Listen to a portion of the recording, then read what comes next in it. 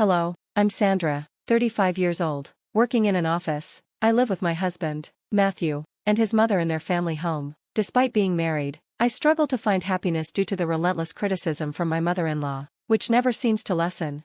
Matthew and I met at work, where our companies collaborated on several projects. As we spent more time together, our relationship grew, leading to dinners and dates. After a year of dating, Matthew proposed, and we married when I was 32. In the beginning, our marriage was wonderful, just the two of us, enjoying our successful careers and weekends filled with trips and fine dining. I envisioned a future of shared joy and adventures.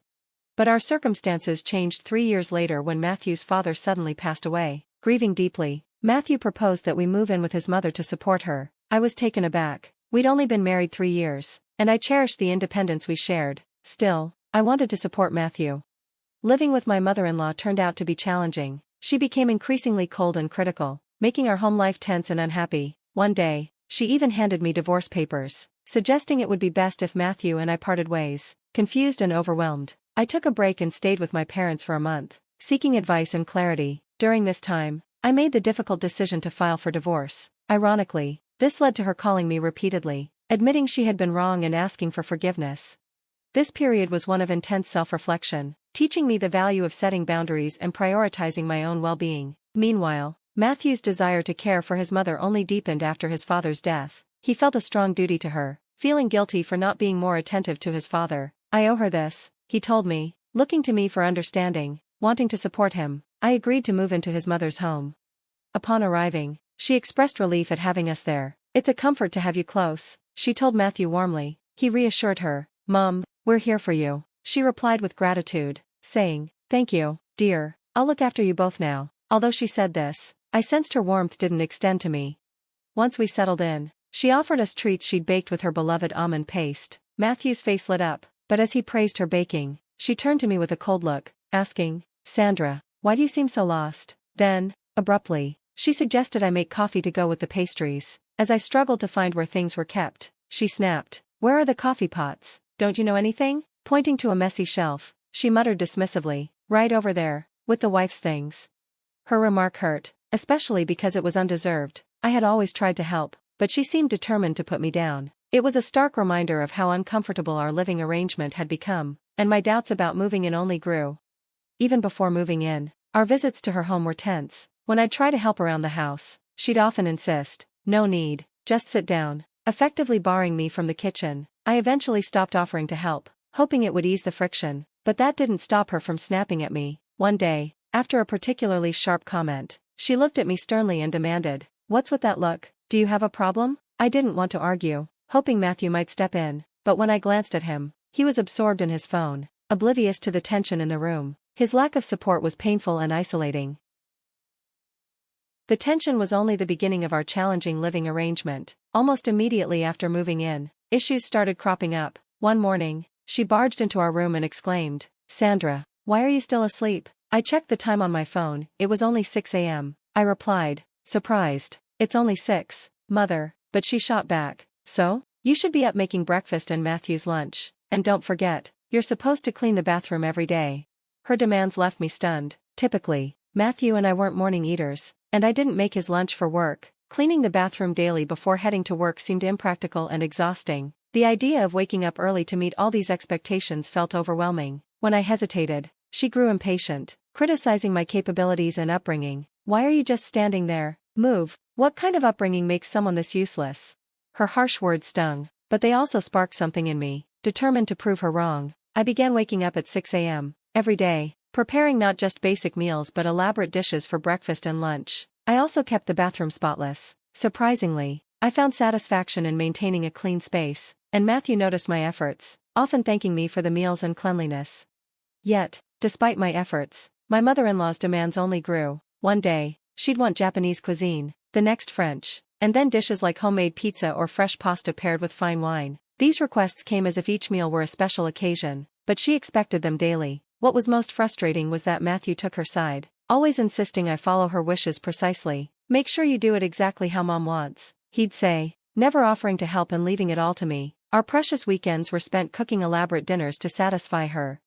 Meanwhile, she constantly critiqued my life choices. "You're a wife, why are you still working? You should be at home supporting your husband." And you're not getting younger, don't you realize time to have children is running out? Soon, you'll be worthless, she'd declare almost daily. Her comments were not only demanding but deeply hurtful, making me wonder what kind of upbringing had shaped her to be so harsh. Her relentless scrutiny and pressure made me question how sustainable this living arrangement could be.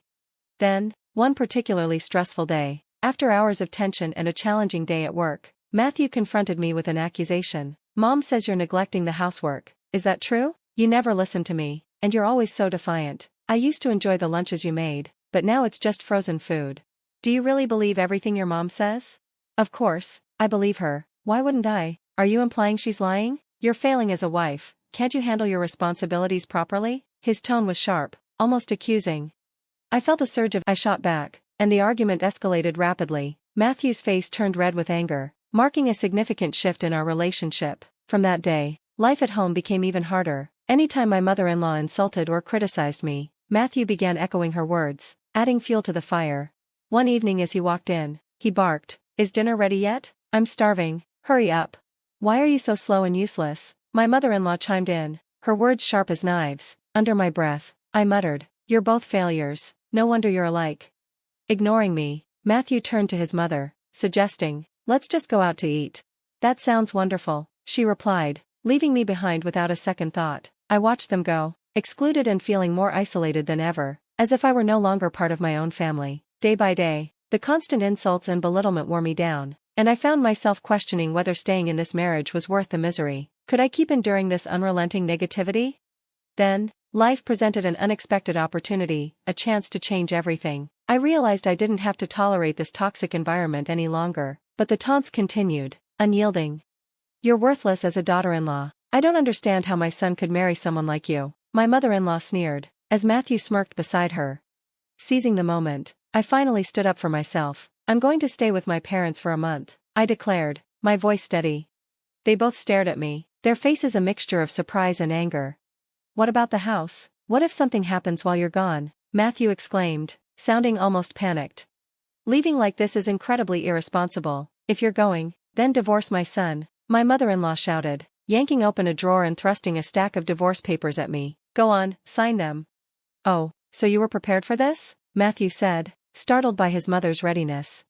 "That's right," she asserted, smugly convinced she was in control. "If you don't want to follow our rules, then just get a divorce. This makes things easier." "Fine, let's get divorced, then," I replied, surprising them both. They stared at me, stunned, as I began filling out the papers without hesitation. "Here's my part," I said, finishing my signature. "Now, if you don't mind, please move out of the way." Matthew blinked, struggling to process the situation. "Were you just bluffing? This is ridiculous," he muttered, refusing to believe I was serious. I looked him in the eye. "I'm not joking," I said firmly. He grabbed the papers, scrawling his name quickly. "There, is this what you wanted?" he sneered, trying to mask his uncertainty. "Well, too late now. It's over for you too." My mother-in-law laughed coldly, but I felt only a sense of relief. This was the true end, for both of them. With nothing left to say, I left their house, filed the divorce papers, and returned to my parents' home. When I explained everything to my father, he was shocked but promised his full support, assuring me I'd made the right decision. A month passed, and suddenly my phone buzzed with calls from my former mother-in-law.